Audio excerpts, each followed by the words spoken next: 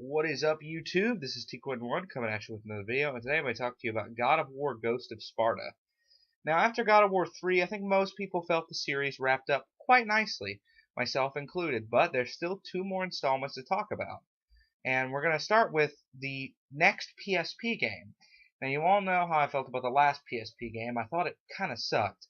But this one I think is a lot better than it had any right to be. There was a lot more effort put in, it felt to me, and the story is actually, I think, quite good. Much better than Chains of Olympus. I liked the idea of Kratos trying to find his brother. It, I think, created more of an emotional connection with the character of Kratos, kind of like what we saw in God of War 3 when he started caring for Pandora, and he used as much determination as he did in the previous games when he was seeking revenge, but this time to save someone. And Chains of Olympus kind of tried to do that, but it just, the connection wasn't there. And here, because it's Kratos' brother, I really felt that. And on top of that, the game strikes me as much more cinematic than Chains of Olympus. That's one of the most key features of this game that sets it apart from some of the other games, is how cinematic it is. The locations have a real visual pop to them, the music is better, and the voice acting is a huge improvement, especially from the random NPCs. And the gameplay is also much more in tune with what you'd expect from God of War. The boss fights are cool, the weapons and magic, while still not as plentiful as the core trilogy, they're each useful.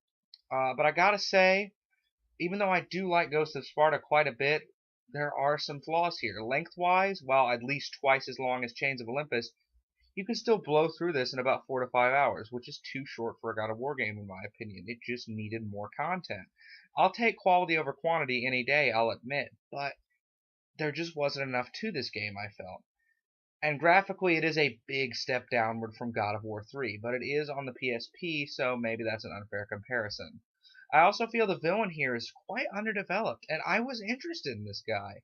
I wanted to know more about him, and I just don't think we ever got a sense of what he was really about. And on top of that, while the boss fights are better than Chains of Olympus and still cool, they're still not as good as God of War 3. And there's just a sense of that permeating the entire game that's inferior to God of War 3.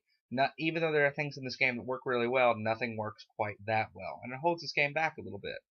All in all, though, I think Ghost of Sparta is a decent little detour in the series, and I'm going to give it an 8.5 out of 10. It's T-Quid1 signing out.